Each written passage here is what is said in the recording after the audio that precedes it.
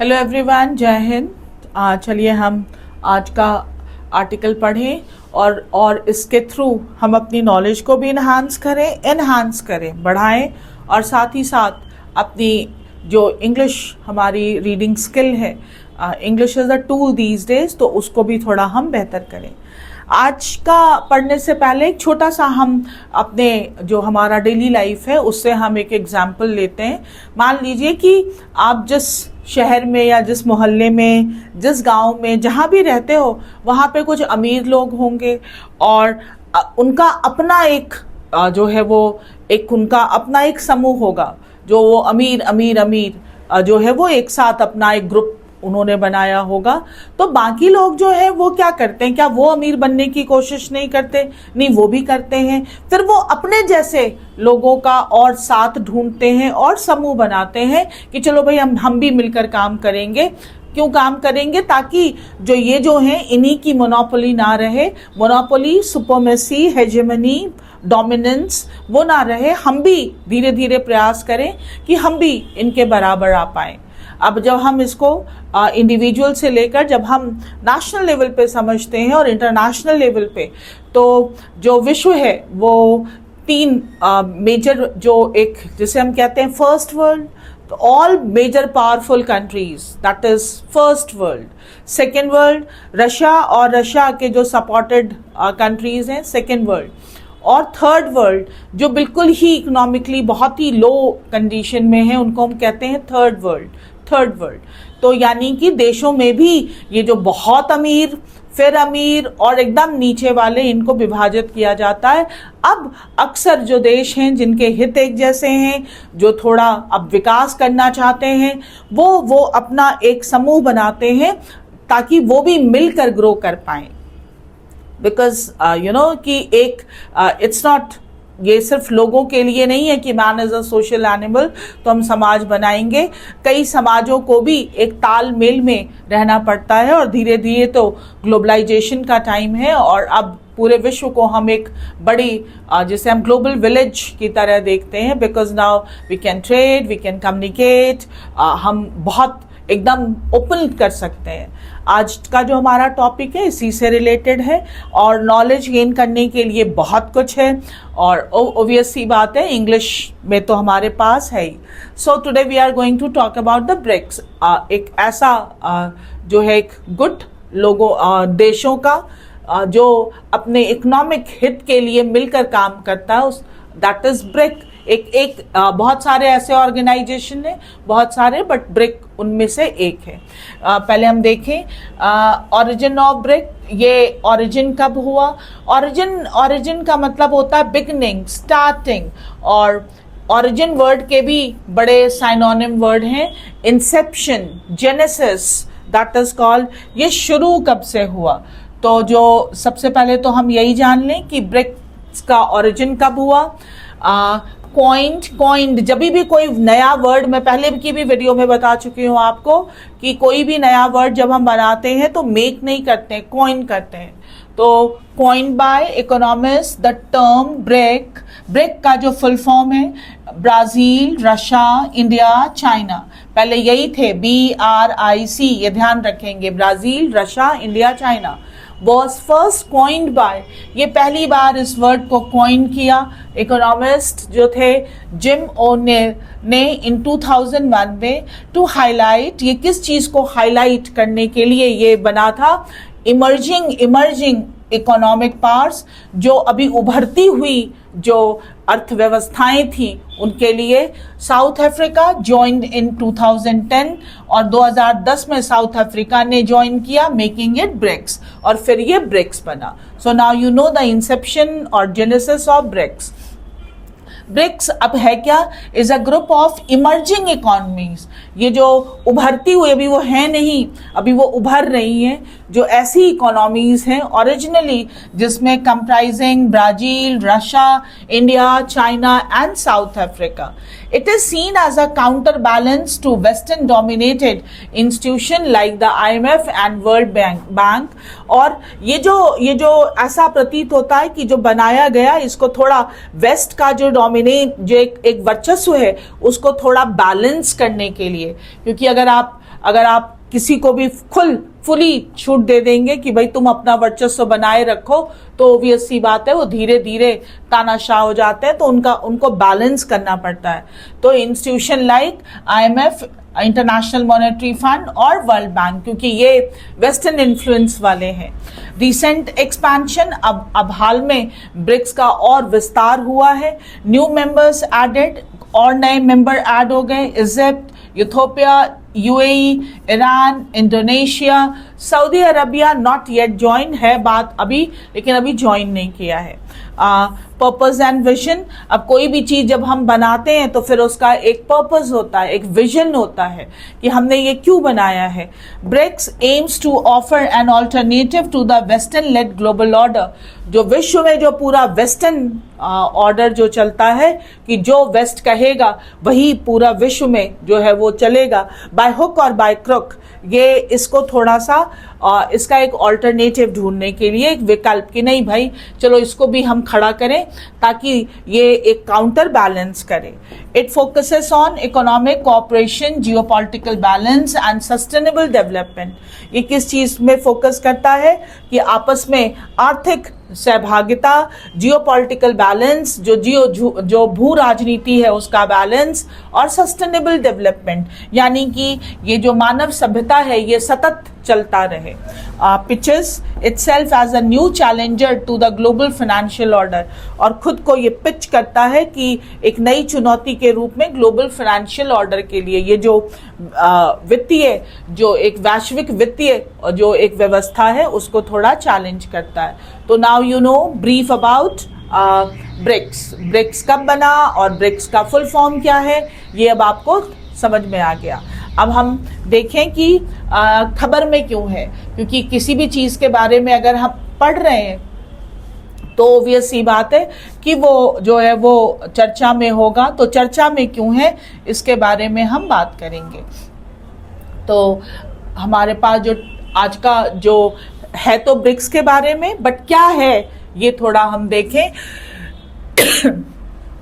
Building बनाओ, building का मतलब बिल्डिंग किसी चीज की संरचना, building resilience. What is the meaning of resilience? Resilience का मतलब होता है किसी चीज को सहने की, टॉलरेंट करने की, किसी चीज के लिए क्षमता, that is called resilience.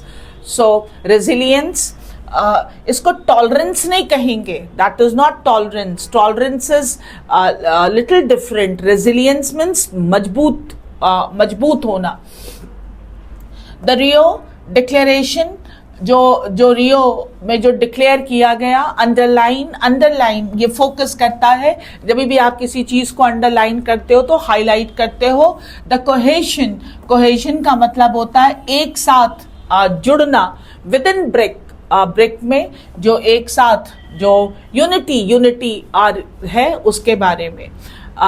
The 17th summit of BRICS emerging economies which ended on, जो ब्रिक का जो 17वां समिट हुआ, वार्ता हुई किस चीज की, इमर्जिंग इकोनॉमीज का जो ये समूह है, विच एंडेड ऑन मंडे, जो मंडे को खत्म हुआ। केम एट अ टाइम, ये एक ऐसे समय हुआ है व्हेन, जब द ऑर्गेनाइजेशन वॉज, जब ये organisation was in the global spotlight.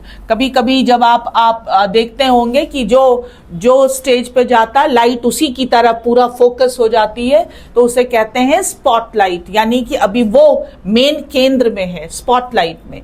This was the first such meeting that included all the newly, ये this was the first such meeting, ये पहली मीटिंग थी जिसमें included थे all the newly, जो नए induct, इसमें शामिल किए गए इंडक्टेड मेंबर्स थे। जैसे अभी बताया आपको कि ब्रिक में एक्सपेंशन हुआ है और भी नए मेंबर्स जो है वो उसमें ऐड हुए हैं। Egypt, Ethiopia, the UAE, Iran and Indonesia. Saudi Arabia has not join so far, अब तक, सो फार मीन्स अब तक, अभी तक ज्वाइन नहीं किया है।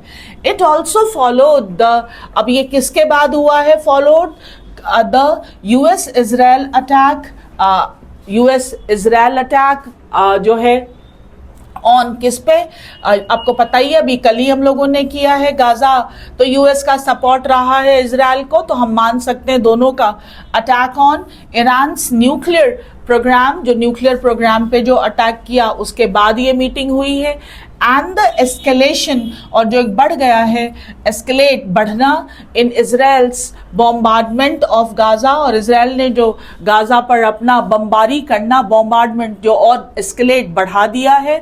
This was the first summit since, और ये पहली मीटिंग है जब से the 4-day India Pakistan conflict, जो भारत पाकिस्तान का जो 4 दिनों का एक कॉन्फ्लिक्ट चला था इनमें, ये उसके बाद हुआ है। And also after the G7 summit in Canada, इस पे भी हम लोगों ने, मोदी जी गए थे, हम लोगों ने इस पे भी जो है एक जो न्यूज़ आर्टिकल किया था कि कैसे मोदी जी के जाने से हमने ये संभावनाएं बनाई थी कि इंडिया और कनाडा का जो एक रिफ्ट चल रहा है वो सॉल्व होगा। अगर आपको नहीं याद आ रहा हो तो पीछे जाकर आप वो देख सकते हैं। The BRICS grouping seen as the next challenger to the global financial order, और अब ब्रिक्स को की जो ग्रुपिंग है उसको देखा जा रहा है एक नेक्स्ट चैलेंजर, ये नया चुनौती देने वाला आ रहा है ग्लोबल फाइनेंशियल ऑर्डर को, जो पूरा जो है फाइनेंशियल ऑर्डर जो है, वित्तीय व्यवस्था जो है विश्व की, उसको चैलेंज करेगा। Is in US president Donald Trump cross hairs, और जो डोनाल्ड ट्रंप जी हैं उन्होंने इसको ऐसा मान लिया है कि ये उन्हीं को टारगेट कर रहा है। क्रॉस हेयर मीन्स टारगेट और aiming, as he sees it, क्योंकि वो ऐसा देख रहे हैं इट माउंटिंग एन ऑल्टरनेटिव, कि माउंट का मतलब धीरे धीरे उस चीज का ऊपर बढ़ना, कि ये चीज जो ऊपर बढ़ रही है ये एक विकल्प के रूप में बढ़ रही है टू द डॉलर के विकल्प के रूप में इन इंटरनेशनल ट्रेड।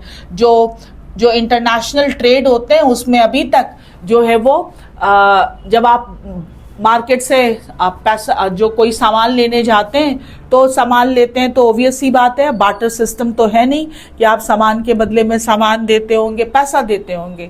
तो अगर आप इंडिया में सामान खरीदते हैं तो ऑब्वियस सी बात है आप इंडियन रुपीस देते होंगे, कोई और रुपी तो दुकान वाला तो लेगा नहीं। ऐसे ही जैसे हम इंटरनेशनल सिनेरियो में जब हम व्यापार करते हैं तो अभी तक जो इंटरनेशनल व्यापार है उसमें डॉलर की मोनोपोली रही है, यानी अगर इंडिया को अगर किसी दूसरे देश से कुछ खरीदना होगा तो वो देश इंडिया से डॉलर में पैसा लेगा, बिकॉज डॉलर का शुरू से ही वर्चस्व रहा है। तो सब लोग डॉलर का जो रिजर्व है वो रखते हैं ताकि उनको जो भी उनको सामान लेना है उसमें वो डॉलर खर्च कर पाए। In addition the group has several, और इसके अलावा इस समूह के कुछ सेवरल इंटरनल, कुछ अंदरूनी राइवलरीज, आपस में थोड़ी प्रतिद्वंदिता है, that have brought it's sustainability, जो लेकर आ गया है इसकी सस्टेनेबिलिटी को, सस्टेन चलता रहे, सस्टेन करता रहे, इनटू क्वेश्चनिंग, ये इस पर अब सवाल खड़ा कर रहा है। In April the BRICS foreign ministers meeting ended without, जो ब्रिक्स की जो अप्रैल में फॉरेन मिनिस्टर्स की जो एक मीटिंग हुई थी उसमें एंडेड, वो खत्म हुआ विदाउट अ जॉइंट स्टेटमेंट, यानी कि जॉइंट स्टेटमेंट नहीं आया। इसका मतलब ये है कि सहमति नहीं बनी, यानी कि आपस में सहमति नहीं आया। एज द अफ्रीकन मेंबर्स, क्यों नहीं आया? एज क्योंकि अफ्रीकन मेंबर्स उन्होंने हेल्ड अप कर लिया, रोका द वर्डिंग ऑन द, किस चीज पर? Expansion of the UN security council. UN का जो सिक्योरिटी काउंसिल है उसमें इसमें भी मोनोपोली है, और P5 जो है, P5 परमानेंट मेंबर है, जिसमें आप 3 तो वैसे ही गिन सकते हैं कि यूएसए, रशिया, और 2 और चाइना एंड फ्रांस। ये जो है ये P5 जो यूनियन सिक्योरिटी काउंसिल के परमानेंट मेंबर हैं। अब जो है ये अफ्रीकन कंट्रीज जो हैं ये अब इस चीज़ को थोड़ा सा इस पे ये अब आवाज़ उठा रही हैं कि वहाँ पे अफ्रीका का रिप्रेजेंटेशन नहीं है, तो उसको एक्सपैंड किया जाए। इस चीज़ को लेकर फिर कोई जॉइंट स्टेटमेंट नहीं आया। मीनवाइल इसी दौरान डिस्पाइट इंडियाज क्लैरिफिकेशन, कि इसके बावजूद कि भारत ने स्पष्ट किया इन मार्च में that it is not considering D-dollarisation of trade. अभी भी आपको बताया कि डॉलर देंगे हम, डॉलर से हम जो है वो खरीदारी करेंगे, और अगर हम डी डॉलराइजेशन कर रहे हैं तो इसका मतलब अब हम खरीदारी जो है या ट्रेड, जब हम देश के लेवल पे कहते हैं तो शॉपिंग नहीं कहते, फिर हम ट्रेड कहते हैं। तो जो ट्रेड है अब हम वो डॉलर में नहीं करेंगे, that is called de dollarisation. तो हालांकि भारत ने स्पष्ट किया कि उसका ऐसा इरादा नहीं है इन एनी फॉर्म, किसी भी रूप में, and that there is no unified एकजुट ब्रिक्स पोजीशन, और इस मुद्दे पर अभी कोई भी ब्रिक्स का जो है एक यूनिफाइड पोजीशन अभी नहीं बनी है ऑन द इशू। इस मुद्दे पर Brazil president Lula da Silva double down on rhetoric against, लेकिन उन्होंने जो है एक और डबल डाउन, एक और गेम चल दी, मतलब गेम क्या, एक दाव चल दिया अपनी रेटोरिक यानी कि जो वाक्पटुता से अगेंस्ट द यूएस के खिलाफ, सेइंग दैट, और ये कहा कि ब्रिक्स प्रूव्स द वर्ल्ड, जो ब्रिक्स है वो दुनिया को साबित कर देगा कि क्या, कि डजंट नीड एन, की जरूरत नहीं है एन एम्परर, कि ये दुनिया को साबित करेगा कि किसी एम्परर की, सम्राट की जरूरत नहीं है। अब उसके बाद से mister Trump has since repeated threat, उसके बाद से जो है तब से जो ट्रम्प जी हैं उन्होंने लगातार थ्रेट धमकियां रिपीट की हैं that BRICS countries would face, कि जो ब्रिक्स कंट्रीज हैं वो फेस करेंगी, यानी उनको सामना करना पड़ेगा एन एक्स्ट्रा 10% टैरिफ। और ट्रम्प जी का टैरिफ गेम तो हम बहुत बार पढ़ चुके हैं, 10% tariff due to the grouping, क्योंकि ये ग्रुपिंग जो है वो उन्होंने कहा एंटी अमेरिकन स्टैंस, उनको ऐसा लग रहा है कि इस ग्रुप का जो है वो अमेरिका विरोधी जो है वो दृष्टिकोण है, स्टैंस मीन्स दृष्टिकोण, and an awkward moment for New Delhi as it attempt. और अब नई दिल्ली के लिए ये बड़ी जो है थोड़ी ऑकवर्ड सी कंडीशन है to conclude a trade agreement with Washington, क्योंकि उसको अब अगर कोई अग्रीमेंट करना है वॉशिंगटन से तो अब ये उसमें अपने आप को बड़ा ही जो है वो ऑकवर्ड कंडीशन में पा रहा है as it attempt to conclude a trade agreement with Washington, क्योंकि वो चाहता है इंडिया अटेम्प्ट करना चाहता है अपने ट्रेड एग्रीमेंट को, लेकिन वो ब्रिक का मेंबर है इंडिया, और ब्रिक के मेंबर ने ऐसा स्टेटमेंट दे दिया, तो अब तो ये तो गड़बड़ हो गई है। डिस्पाइट ऑल द चैलेंजेस, लेकिन इन सारी चुनौतियों के बावजूद द रियो डिक्लेरेशन अंडरलाइन, ये जो रियो में जो मीटिंग हुई और उसमें जो डिक्लेरेशन हुआ वो हाईलाइट करता है द बेसिक कोहेजन, ये जो बेसिक यूनिटी है एंड कंसेंसस और सर्वसहमति है विद इन ब्रिक्स मेंबर्स में on a range of issues, कई मुद्दों के रेंज पर प्रकार पर।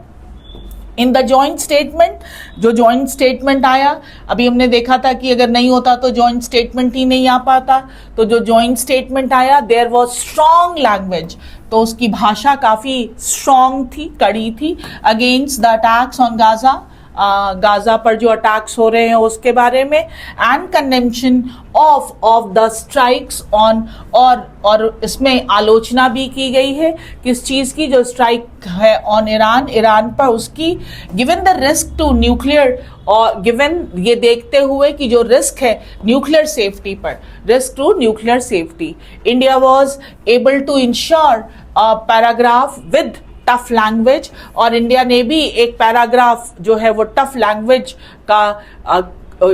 का यूज किया, वॉज एबल टू, वो भी कहने में सक्षम रहा, condemning the Pahalgam terror attack, जो पहलगाम का में जो टेरर अटैक हुआ, एंड रेफरेंसेस टू, और उसमें और भी जो रेफरेंस दिए गए थे टू टेरर फाइनेंसिंग, जो आतंक को सपोर्ट करते हैं financially, and cross border movement of terrorist, और जो ये जो आतंकियों का जो इनफिल्टर करना है सीमाओं के भीतर, इसको लेकर India and Brazil won endorsement of the whole grouping on playing a larger role, और India Brazil won endorsement, India और ब्राजील दोनों को endorsement, support back of the whole grouping, पूरे ग्रुप का मिला, on playing a larger role at the UN में larger role निभाने के लिए, इंक्लूडिंग द सिक्योरिटी काउंसिल। यहाँ ये भी कहा कि इसमें सिक्योरिटी काउंसिल में भी वो जाएं, ऐसा जो है उन लोगों ने इंडोर्स किया कि हाँ आपका प्रेजेंस होना चाहिए। The absence of the Chinese and Russian presidents allowed more, और जो नहीं आए थे चाइनीज और रशियन प्रेसिडेंट, उनसे इन लोगों को और थोड़ा जगह मिल गई, allowed more space for the non P5 countries, क्योंकि रशिया आया नहीं, चाइना आया नहीं, तो P5 कंट्री वहां पे थी नहीं, to promote a common vision for the global south. तो उनको मौका मिल गया कि ये प्रमोट करें एक जो एजेंडा था उनका, common vision for the global south, adding several important resolution on energy security, और कई जो है उन्होंने कई महत्वपूर्ण रेजोल्यूशन निश्चय लिए ऑन किस चीज पर, energy security, climate change and reordering the WTO world trade organisation, इस पर भी बात की। The Rio declaration also took a stern view, एकदम सख्त जो view of the US move on tariff, जो US जो टैरिफ को लेकर जो चाले चलता है उसको लेकर भी काफी इनका ओपिनियन सख्त रहा। As India prepares for its leadership of the BRICS grouping next year, क्योंकि एज इंडिया तैयारी कर रहा है लीड करने की ब्रिक्स ग्रुपिंग को next year, that now represents about half the global population. ये ब्रिक्स के बारे में बात कर रहा है, ये ब्रिक्स जो है जो रिप्रेजेंट करता है हाफ, ध्यान दीजिएगा, जो that now represents about half the global population, around 40% of the global GDP and a quarter of global trade.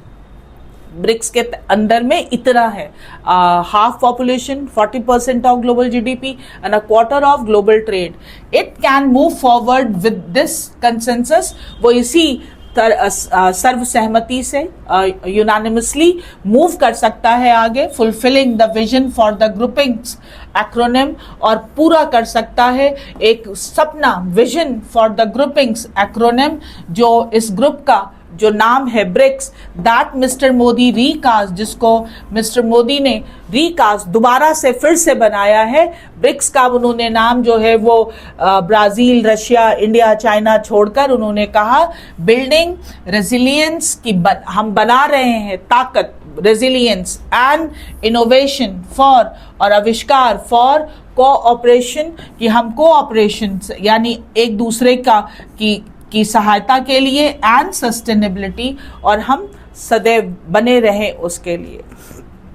तो ब्रिक्स जिसकी नया व्याख्या कर दी, building resilience and innovation for cooperation and sustainability, ये जो मोदी जी ने नया रिकास्ट किया। तो हमने ब्रिक्स के बारे में पढ़ा, what is BRICS, when it was originated and what is the main target. तो पढ़िएगा, बहुत ही इंटरेस्टिंग है, और आप इस पे फिर थोड़ा और भी P5 कंट्रीज के बारे में और जो और भी G7 कंट्रीज के बारे में देखिए। जब भी हम कोई आर्टिकल पढ़ते हैं तो यहाँ पे दो प्रॉब्लम आती है। If you are a very moody student and one day you study and another day not, then it is going to be very difficult for you, because news जो है वो एक लकीर की तरह होती है जो चलती रहती है। ऐसा नहीं होता कि अब आप रैंडमली आपने पढ़ा कि भाई वो ईरान इजराइल का वॉर चल रहा है, या आपने पढ़ा कि इजराइल पैलेस्टीन का वॉर चल रहा है, अब आप अचानक आज आपने पढ़ा, तो आपको इसीलिए हिस्ट्री पढ़ते हैं ताकि एक बैकग्राउंड मिले। तो if you are going to be continue in this newspaper reading, तो फिर आपको जो है वो न्यूज़ ऑकवर्ड नहीं लगेंगी, आपको लगेगा हाँ भाई ये तो पहले भी पढ़ा था। तो एक regularity, consistency is very important, ये मैं हर बार बताती हूँ। तो इसको थोड़ा कंटिन्यू करिए। अब हम थोड़ा देखेंगे, अब हम देखेंगे ज़रा कि हमारे पास आज के उसमें वोकैब कौन सा है और क्या क्या चीज़ें हैं हमारे पास। तो लेट्स सी फॉर वोकैब अच्छे आए थे। पहला वर्ड ही था हमारे पास, that is resilience. Resilience that is the ability to bounce back. अब ताकतवर बन जाओ ताकि आप में क्षमता हो कि आप फिर से जो है वो बिल्ड कर पाएंगे। In the crosshair, under scrutiny, targeted. In the crosshair, आपको नजर पे रखा है, टारगेट पे रखा है। Alternative that is option, and consensus that is agreement by all, सर्वसहमति, यूनानिमसली बोलते हैं। कंडेम्पशन दैट इज क्रिटिसिज्म, आलोचना। इंडोर्समेंट, सपोर्ट, इंडोर्स करते हैं, सपोर्ट। स्टर्न, रिजिड और स्ट्रिक्ट, बहुत ही सख्त। Acronym that is short form.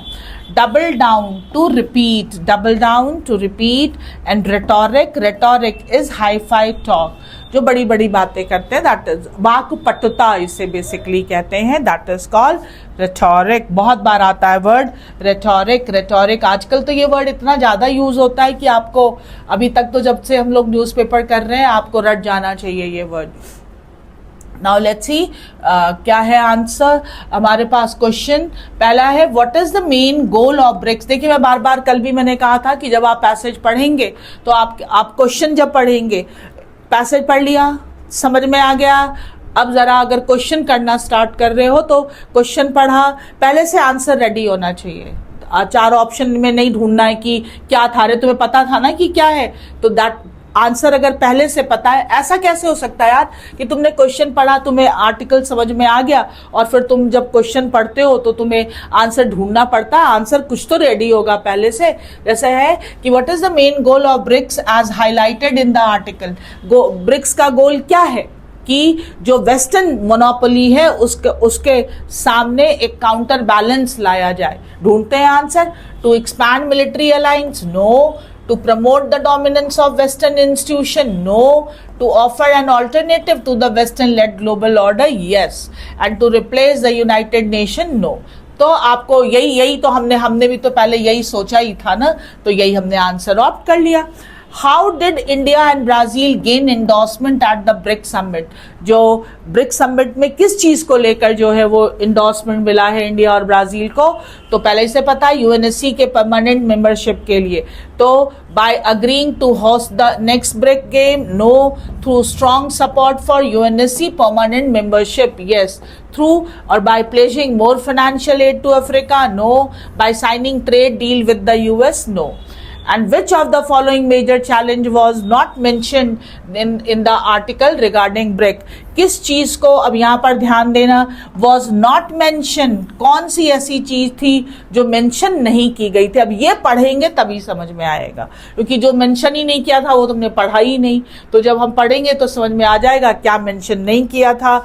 Geopolitical tension within member countries, lack of unity और डी डॉलराइजेशन, ये तो कहा ही है। Border terrorism issue raised by India, ये भी कहा ही है। Establishment of a common BRIC currency, इसकी बात कोई भी नहीं की गई है, तो आंसर इज डी। ये कब कहा कि ब्रिक अपनी करेंसी बनाएगा। De dollarisation, yes it's okay, but BRIC अपनी करेंसी बनाएगा, ये तो ब्रिक अपनी करेंसी बनाएगा मत का मतलब क्या होता है कि ये देश आपस में जब वो करेंगे, शॉपिंग करेंगे, खरीदारी करेंगे, ट्रेड करेंगे, तो ये वाला पैसा चलाएंगे। तो बहुत सारे ग्रुप अपना भी बनाते हैं, जैसे यूरो जो यूरोपियन यूनियन है उसका है। तो ये आपको पता होना चाहिए कि ये अभी नहीं कहा है ब्रिक्स ने। आर्टिकल पढ़ लीजिएगा और फिर मिलेंगे हम अगले आर्टिकल में। आप कंटिन्यू रहिए और consistency is the key of success. This is a very simple maxim. फिर मिलेंगे। Thank you. जय हिंद।